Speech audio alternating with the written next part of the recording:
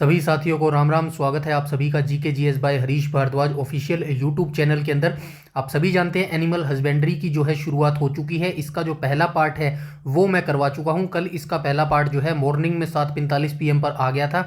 आज हम यहाँ पर जो है इसी एनिमल हस्बेंड्री का जो है सेकंड पार्ट जो है डिस्कस करने वाले हैं। ठीक है, पहला पार्ट हम कंप्लीट कर चुके हैं और सेकंड पार्ट जो है आज हम यहाँ पर कंप्लीट करने वाले हैं। टोटल इसके अंतर्गत कितनी क्लासेज आएंगी, तो 10 क्लासेज जो है 10 पार्ट जो है इसके अंतर्गत मैं करवाने वाला हूं। और 10 क्लास के बाद जो है एनिमल हस्बेंड्री हमारा लगभग जो है सारा समाप्त मैं कर दूंगा।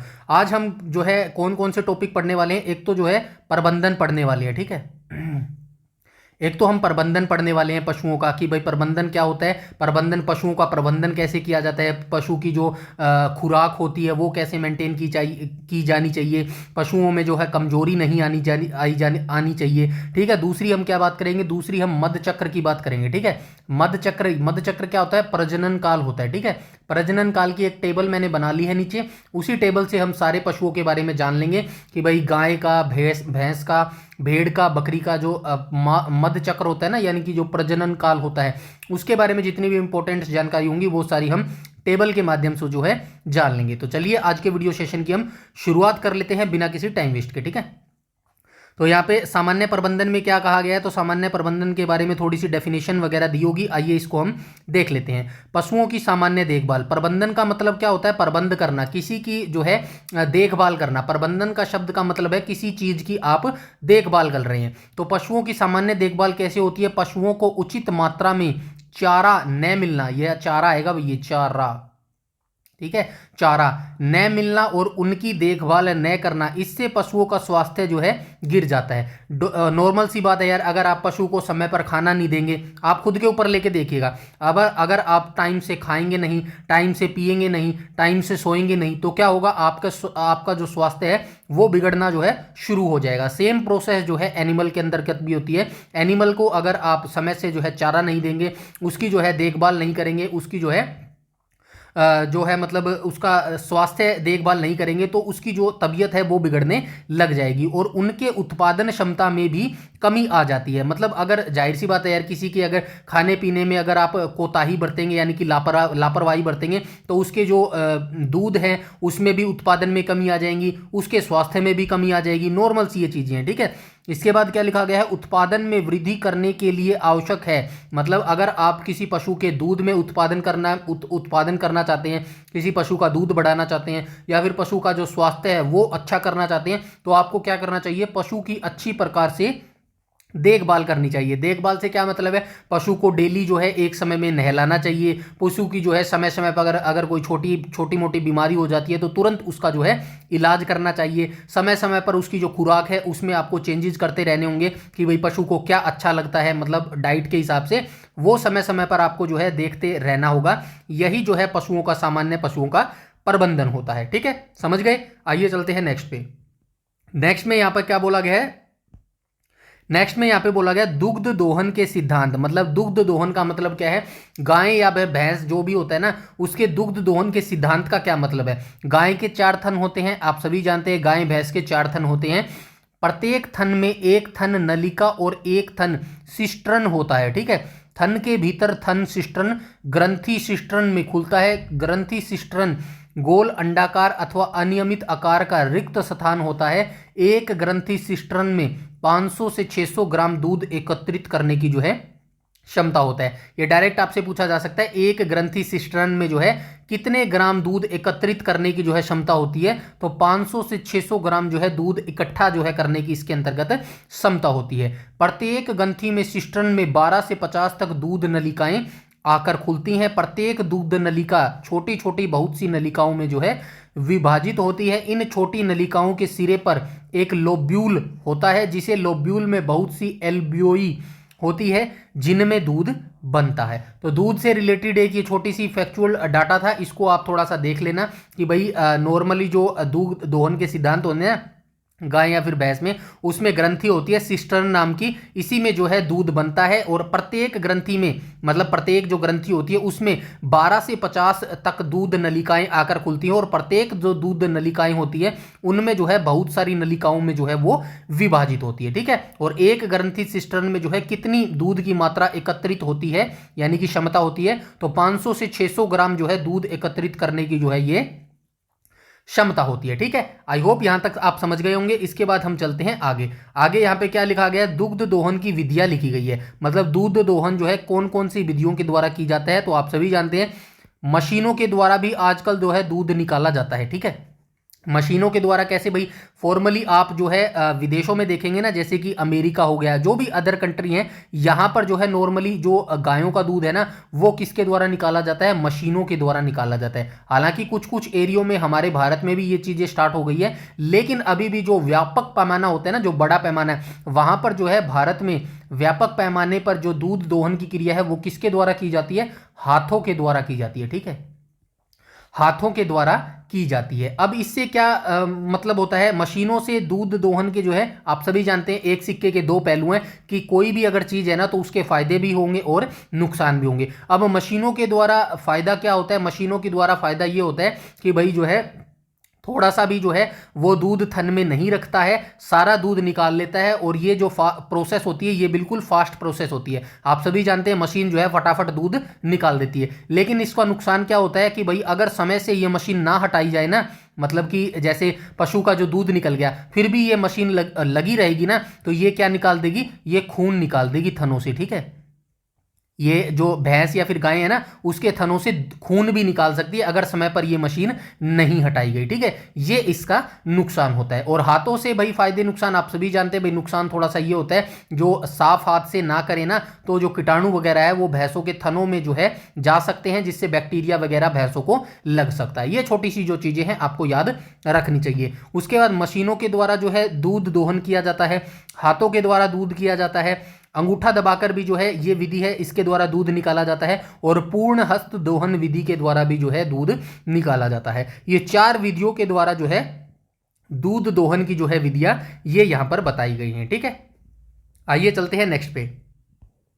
इसके बाद यहां पे मध्यकाल दिया गया है, ठीक है। दुग्ध दोहन ऊपर हो गया है। अब हम यहां पर किसके बारे में डिस्कस करने वाले हैं, मध्यकाल के बारे में डिस्कस करने वाले हैं। मध्यकाल क्या बोला जाता है, आप प्रजनन मान सकते हैं इसको, ठीक है, प्रजनन काल,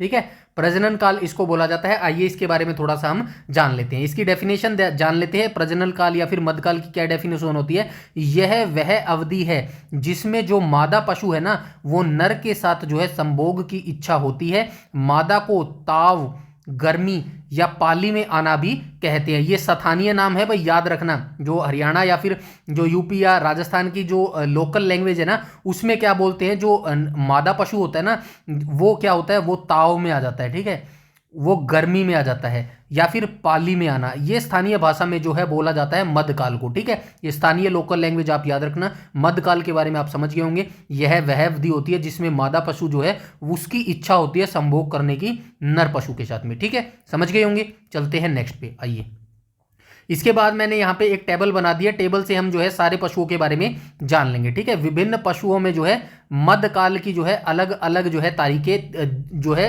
होते हैं, ठीक है। चलिए एक एक करके हम यहाँ पर जान लेते हैं। सबसे पहले यहाँ पर मैंने क्या लिखा है, यहाँ पे पशु का नाम आपको देखने को मिलेगा। यहाँ पर आपको आयु देखने को मिलेगी, प्रथम बार प्रजनन की आयु, मतलब कोई भी गाय या फिर भैंस है वो कितने महीने में या फिर कितने साल में जो है प्रथम बार प्रजनन की आयु उसकी हो जाती है। मध्य चक्र की हम अवधि भी यहाँ पर देख लेंगे।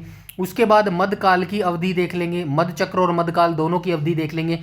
प्रजनन का जो है उचित समय भी हम जान लेंगे, और गर्भकाल दिन कितने किस पशु का जो है कितने समय का जो गर्भकाल दिन होता है वो भी यहाँ पर मैंने लिख दिया है। और यहीं से जो है क्वेश्चन पूछा जाता है, डायरेक्ट पूछा जाता है एचएसएससी में कि भी गायों का जो है गर्भकाल कितने दिन का होता है, भैंसों का गर्भकाल जो है कितने दिनों का होता है। चलिए एक एक करके हम स्टार्ट कर लेते हैं। सबसे पहले हम यहाँ पर गाय का देख लेते हैं, ठीक है। तो गाय प्रथम बार जिसकी प्रजनन आयु होती है वो क्या होती है, 36 से 40 माह। 36 से 40 माह का मतलब आप मान सकते हैं एक साल में 12 महीने होते हैं, 2 महीने 12 दूनी 36, 12 एक 12, 12 दूनी 24, 12 36। तो ये 3 साढ़े 3 साल के बीच में जो है ये एज आती है, ठीक है। ये 3-3.5 साल का आप मान सकते हैं गायों के अंदर। लेकिन जो गायों के अंदर संकर प्रजाति की जो गाय होती है ना, उसमें ये जो प्रथम प्रजनन की आयु होती है वो कितनी होती है, वो 22 महीने होती है। ठीक है, 22 महीने आप मान सकते हैं, 12 दूनी 24, मतलब 2 साल से थोड़ा सा कम। ठीक है, ये आप मान लीजिएगा।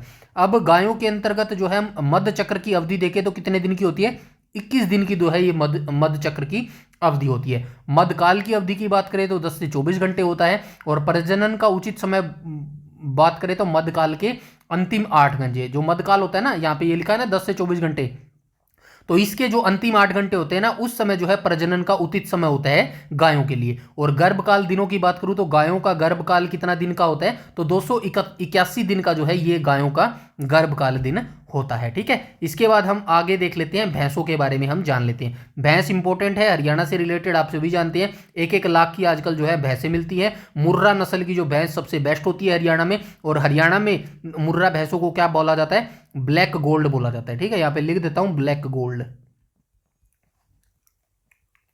ठीक है, ब्लैक गोल्ड बोला जाता है। तो चलिए आइए भैंसों के बारे में जान लेते हैं। प्रथम बार प्रजनन की जो आयु भैंसों की होती है वो कितनी होती है, 36 से 42 महीने होती है। मध्य चक्र की अवधि की बात करूं तो 21 दिन होती है। मध्यकाल की अवधि की बात करूं तो 12 से 36 घंटे होती है। और मध्यकाल के प्रजनन का उचित समय की बात करूं तो मध्यकाल के जो अंतिम 8 घंटे होते हैं ना, इस समय प्रजनन करवाना भैंसों का जो है सर्वोत्तम समय जो है माना जाता है। और गर्भकाल दिन की मैं बात करूं तो भैंसों का गर्भकाल दिन कितना होता है, 310 दिनों का जो है गर्भकाल दिन होता है। ठीक है, आई होप यहां तक बिल्कुल आसान भाषा में समझ गए होंगे। फिर भी अगर थोड़ी सी मुश्किल लग रही है तो इस वीडियो को 2 से 3 बार देख लेना, और जो मैं पीडीएफ दूंगा टेलीग्राम पर उसको मल्टीपल टाइम जो है अपनी आंखों के आगे से निकालते रहना, ऑटोमेटिकली ये चीजें याद हो जाएंगी। एक दिन में जो है ये चीजें याद नहीं होंगी, पहले ही बता देता हूं। ठीक है, ठीक है, मल्टीपल टाइम्स आपको ये चीजें देखनी होंगी। इसके बाद हम चलते हैं आगे। आगे हम बकरी का भी देख लेते हैं भाई। चलो, बकरी की जो प्रथम बार प्रजनन की आयु होती है वो कितनी होती है, 15 से 19 महीने जो है होती है, यानी कि आप 1.5 साल मान सकते हैं। 12 और 6 18 महीने। ठीक है, 1.5 साल आप मान सकते हैं। और मध्य चक्र की अवधि कितनी होती है, 21 दिन की होती है। मध्यकाल की अवधि कितनी होती है, 1 से 2 दिन होती है। और मध्य प्रजनन का उचित समय कितना होता है, मध्यकाल के अंतिम 8 घंटे, यानी कि 1 से 2 दिन के जो अंतिम 8 घंटे होते हैं ना, उस समय बकरी के लिए प्रजनन का जो उचित समय होता है वो करेक्ट होता है। ठीक है, और गर्भकाल दिनों की बात करूं तो बकरी का गर्भकाल दिन कितना होता है, 151 दिन का जो है गर्भकाल दिन होता है। ठीक है, इसके बाद हम चलते हैं आगे। चलिए भेड़ का भी देख लेते हैं, बकरी का देख लिया तो भेड़ का भी देख लेते हैं। भेड़ के बारे में क्या कहा गया है, भेड़ के बारे में कहा गया है भाई, भेड़ की जो प्रथम प्रजनन आयु होती है वो कितनी होती है, 12 से 18 महीने की होती है। ठीक है, उसके बाद इसकी जो है ये मध्य चक्र की अवधि कितनी होती है, मध्य चक्र की जो अवधि होती है वो 16 दिन की होती है। ठीक है, उसके बाद मध्यकाल की अवधि की बात करूं तो 16 सही 1/2 दिन की होती है।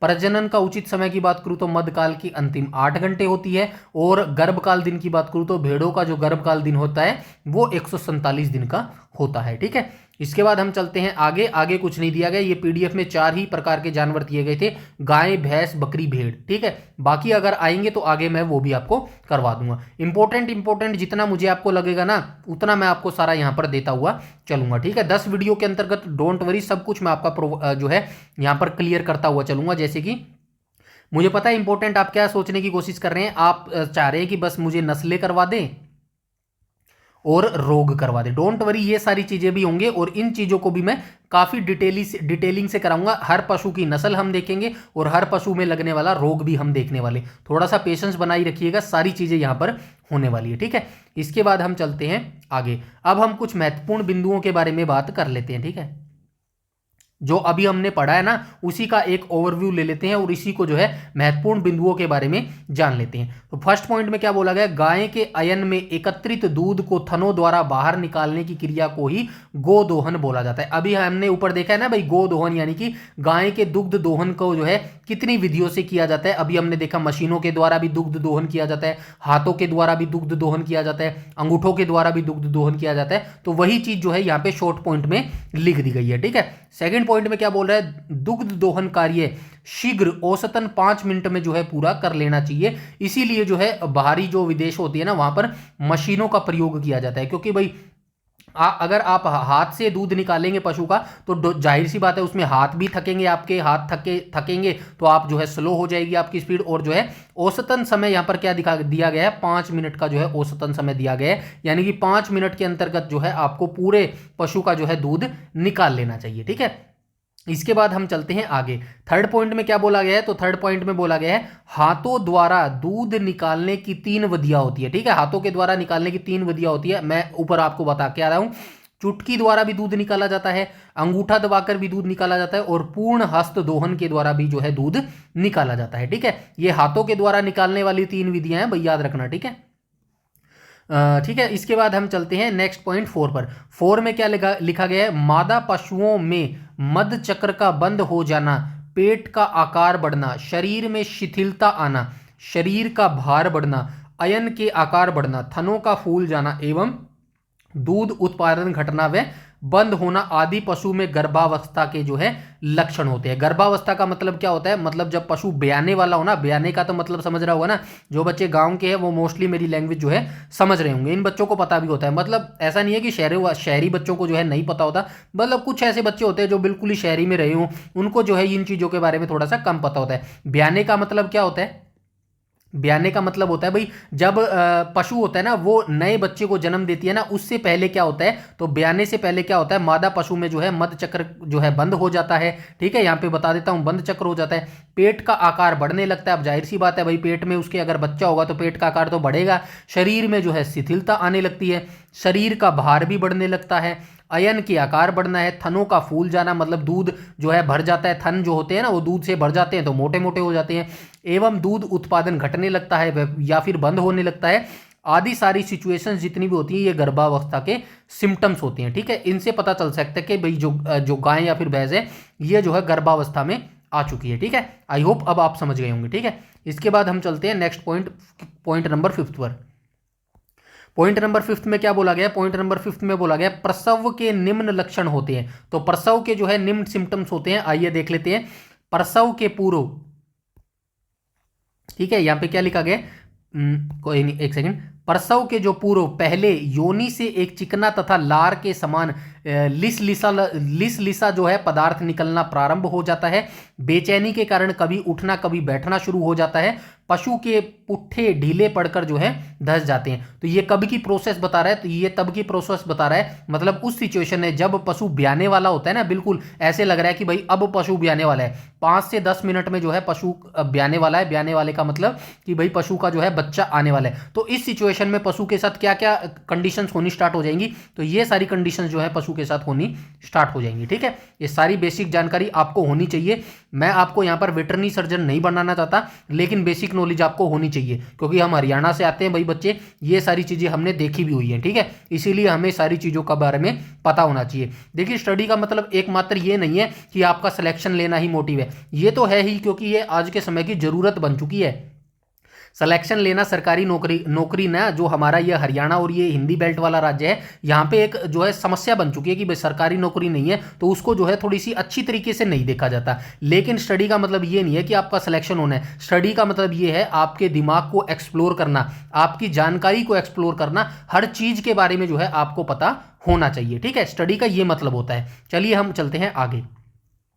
6 पॉइंट में यहाँ पर क्या कह रहा है, 6 पॉइंट में कह रहा है प्रसव के पश्चात, मतलब जब बच्चे का जन्म हो जाता है, पशु के बच्चे का जन्म होता है, जननांगों के बाहरी भाग और पूंछ को गुनगुने पानी से जिसमें पोटेशियम परमानेंट लाल दवा के कुछ दाने पड़े हों धोना चाहिए। ठीक है, ये धोना चाहिए, पशु को धोना चाहिए थोड़ा सा। 7 पॉइंट में क्या लिखा गया, गाय को ब्याने के 60 से 90 दिन के भीतर ही गर्भ धारण कर लेना चाहिए, ऐसा नहीं होता तो इसके लिए उचित उपाय किए जाने चाहिए। मतलब जब गाय ब्याह जाती है ना, फॉर एग्जाम्पल जो है आज गाय ने नया बच्चे का जन्म दिया, ठीक है, आज जो है गाय या फिर भैंस ने नए बच्चे को जन्म दिया है, आज से 60 या फिर 90 दिन यानी कि 2 से 3 महीने के भीतर जो है उस गाय या फिर पशु या फिर भैंस को जो है दोबारा से गर्भ धारण कर लेना चाहिए। ठीक है, ये अच्छा रहता है नेक्स्ट आगे के लिए। ठीक है, उसके बाद हम चलते हैं 8 पॉइंट पर। 8 पॉइंट में क्या बोला गया, देखिए ये सारे पॉइंट्स मुझे पता है, आपको भी ऐसा लग रहा होगा यार एग्जाम रिलेवेंट तो है नहीं। देखिए ऐसा नहीं है कि ऐसा नहीं लिखा कि ये सारे पॉइंट्स एग्जामिनर पूछ नहीं सकता। एचएसएससी के बारे में आप नहीं जानते हैं, जानते भी होंगे, लेकिन 2021 वाला पेपर देख लेना कैसे कैसे क्वेश्चन उसके अंतर्गत पूछे गए थे। मैं सिर्फ इन चीज़ों को इसीलिए करवा रहा हूँ, एक तो हम जो है थ्योरी बिल्कुल बेसिक से पढ़ रहे हैं, जीरो से पढ़ रहे हैं, दूसरा हम हरियाणा के बच्चे हैं तो फिर एग्रीकल्चर सब्जेक्ट पढ़ने का मतलब क्या है जब हम डिटेल से ही उसको नहीं पढ़ेंगे। ठीक है, तो एग्रीकल्चर और एनिमल हस्बेंड्री पढ़ने का यही मतलब है कि थोड़ी थोड़ी बेसिक डिटेल हमें जो है हर पशु के बारे में पता होना चाहिए। ठीक है, समझ गए। इसके बाद हम 8वें पॉइंट को देख लेते हैं, यौवना प्रारंभ। ठीक है, यह वह अवस्था है जिसमें पशु लैंगिक दृष्टि से प्रौढ़ हो जाता है और उसमें द्वितीय लैंगिक लक्षण आ जाते हैं। यह लैंगिक प्रौढ़ता का अर्थ पशु का प्रजनन योग्य होने से है। इस अवस्था में प्रजनन अंगों को जो है आकार बढ़ जाता है। ठीक है, यौवना प्रारंभ जैसे यार नॉर्मली सी आप अपने ऊपर लेके देख लीजिएगा, क्योंकि जो है पशु और जो इंसान होते हैं ना, इनमें कहीं ना कुछ सिमिलरिटी होती है। और ये आप याद रखना, यौवना प्रारंभ जैसे हम होते हैं, हमारी दाढ़ी मूछें निकलनी स्टार्ट हो जाती है ना 13-14 साल के बाद, सेम ऐसा ही जो है जानवरों के अंतर्गत भी होता है। ठीक है, ये स्तनधारी होते हैं, स्तनधारी लगभग सेम ही होती है चीजें। ठीक है, इसके बाद हम चलते हैं पॉइंट नंबर 9 पर। पॉइंट नंबर 9 में क्या बोला गया, यौवनावस्था भारतीय गायों में 24 माह, संकर गायों में 18 महीने, भैंसों में 30 महीने, बकरियों में 12 महीने एवं भेड़ों में जो है 10 महीने होती है। तो यौवनावस्था होती है ना, जो यौवनावस्था यार जैसे कि हमारे अंदर 12 से 13 महीने के बाद जो है हमारी जो दाढ़ी मूछें है वो आने लगती है। यौवनावस्था मतलब जो है पशु जो है अपने यौवन काल में आ जाता है। तो वो कौन कौन सी जो एज होती है वो आप याद रखना। जो गायों की नस्ल होती है ना, गायें, उनका यौवनावस्था प्रारंभ 24 महीने से स्टार्ट होता है। संकर गायों की नस्लों का जो है 18 महीने से स्टार्ट होता है। भैंसों का जो है 30 महीने से स्टार्ट होता है और बकरियों में 12 महीने और भेड़ों में जो है 10 महीने से उनकी जो है यौवनावस्था जो है शुरू हो जाती है। ठीक है, अब आप समझ गए होंगे। नेक्स्ट पॉइंट पर चलते हैं, पॉइंट नंबर 10 पर। पॉइंट नंबर 10 में क्या बोला गया, दो मध्यकालों के मध्य की शारीरिक क्रियात्मक घटनाओं को मध्य चक्र कहते हैं। ऊपर आया था ना, एक जगह मध्य चक्र आया था और एक जगह मध्य काल आया था। ठीक है, तो मध्य चक्र क्या होता है, दो मध्यकालों के मध्य की शारीरिक क्रियात्मक घटनाओं को क्या बोलते हैं, मध्य चक्र जो है इसको बोला जाता है। नेक्स्ट पॉइंट पर देख लेते हैं, पॉइंट नंबर 11 पर। 11 में क्या बोला गया, जब मादा पशु नर पशु के साथ संभोग की इच्छा होती है तब इस अवधि को मध्यकाल कहते हैं। ऊपर मैं ये डेफिनेशन आपको बता के आया हूं, मध्यकाल को गर्मी, ताव या पाली में आना भी कहते हैं। ठीक है, डायरेक्ट डेफिनेशन देके आपसे पूछ सकता है। फॉर एग्जांपल आपको कैसे दे सकता है, मैं आपको थोड़ा सा बता भी देता हूं। आपको कैसे देगा, आपको एग्जामिनर देगा, जब मादा पशु नर पशु के साथ संभोग की इच्छा होती है तब इस अवधि को क्या कहा जाता है। आपको ऑप्शन दे देगा, क्या ऑप्शन दे देगा, एक तो दे देगा ऑप्शन नंबर ए मध्य चक्र दे देगा। ठीक है, मध्य चक्र दे देगा। ऑप्शन नंबर बी आपको क्या दे देगा, मध्यकाल दे देगा। ठीक है, तीसरा ऑप्शन आपको क्या दे देगा, तीसरा ऑप्शन क्या दे देगा, कोई भी ये दे देगा तीसरा ऑप्शन, फॉर एग्जांपल कुछ भी दे देगा। और फोर्थ एग्जांपल दे देगा, भाई सभी दे देगा। ठीक है, इस केस में आप ये क्वेश्चन नहीं कर पाओगे जब तक ये सारी हिस्ट्री जो मैं यहाँ पर पढ़ा रहा हूँ ना, आपको डिटेल से पढ़ा रहा हूँ। यकीन मानिएगा इसका बेनिफिट आपको कहीं ना कहीं जरूर होगा। ठीक है, अभी आप जो इन्वेस्टमेंट कर रहे हो ना, इसका बेनिफिट आपको जरूर मिलेगा। ठीक है, यकीन रखिएगा थोड़ा सा। ठीक है, इसके बाद हम चलते हैं पॉइंट नंबर 12 पर। अब डायरेक्ट आपसे ऐसे क्वेश्चन पूछ लेगा तो बता पाएंगे आप मध्य चक्र और मध्यकाल, क्योंकि आपने तो डायरेक्ट सिर्फ 3 ही चीज पढ़ी है। एक तो गायों की भैंसों की नस्लें पढ़ी है, पशुओं की नस्लें पढ़ी है, दूसरा पशुओं का रोग पड़ा है। तो बताइए ये क्वेश्चन आप कैसे अटेम्प्ट कर लेंगे, समझ रहे हैं ना। तो समझिएगा, चलते हैं कोई पॉइंट नंबर 12 पर। पॉइंट नंबर 12 में क्या कहा गया, वृषण टेस्टिस जो होते हैं नर पशु का प्रमुख प्रजनन अंग होता है। इसमें शुक्राणु एवं नर हार्मोन टेस्टोस्टेरोन का जो है निर्माण होता है। इस हार्मोन द्वारा नर में लैंगिक गुण जो है विकसित होता है। ठीक है, पॉइंट नंबर 3 को देख लेते हैं। पशुओं को गर्भित करने की 2 विधियां प्रचलित है। पशुओं जो मादा पशु होते हैं ना, मादा पशु को जो है 2 प्रकार से जो है गर्भित किया जा सकता है। तो दो प्रकार से जो है गर्भित कैसे किया जा सकता है। एक तो भाई नॉर्मल जो फिजिकली होता है, भाई जो बुल वगैरह होते हैं, या फिर जो अपने भैंसों में क्या होता है, झोटा बोलते हैं ना भाई। ठीक है, झोटा बोलते हैं। ठीक है, देसी लैंग्वेज में। तो इनके द्वारा प्राकृतिक प्रजनन तो यही होता है। दूसरा क्या होता है, दूसरा होता है कृत्रिम प्रजनन। ठीक है, कृत्रिम प्रजनन या फिर कृत्रिम गर्भधान। ठीक है, ये 2 प्रकार से जो है जानवरों को जो है गर्भित किया जा सकता है। ठीक है, पॉइंट नंबर 14 को देखते हैं। गर्भाधान के लिए मादा पशु के मध्यकाल के प्रारंभ होने के 12 घंटे पश्चात ही पशु को गर्भित कराएं, क्योंकि इस अवधि में पशु के गर्भ ठहरने की संभावनाएं जो है अधिक होती है। ये छोटे छोटे पॉइंट्स जरूर दिए गए हैं, लेकिन यकीन मानिएगा एग्जामिनर ने अगर यहां से क्वेश्चन पूछ लिया ना, बता नहीं पाएंगे जिन बच्चों ने ये पीडीएफ नहीं पढ़ी होगी या फिर डिटेल से नहीं पढ़ा हुआ। इसीलिए जो है मैं ये चीजें आपको करवा रहा हूं। तो ये पीडीएफ यहां पर समाप्त भी हो गई है, ठीक है। तो थोड़ा सा टाइम लगाइएगा, लेकिन चीजें हम क्या करते हुए चलेंगे, क्लियर करते हुए चलेंगे, ठीक है। बाद में हमको क्या करना है, एमसीक्यू तो करना ही है बाद में। जब ये चीजें आप डिटेल से पढ़ लेंगे ना, जब एमसीक्यू आप करेंगे तो यकीन मानिएगा सारे क्वेश्चन जो है आपके इजीली निकलते हुए चलेंगे। और यकीन मानिएगा एमसीक्यू जो है मैं आपको इतने करवा दूंगा जितने आप कर नहीं पाएंगे। बस थोड़ा सा पेशेंस रखिएगा और समय के साथ चीजें करते रहिएगा, ठीक है।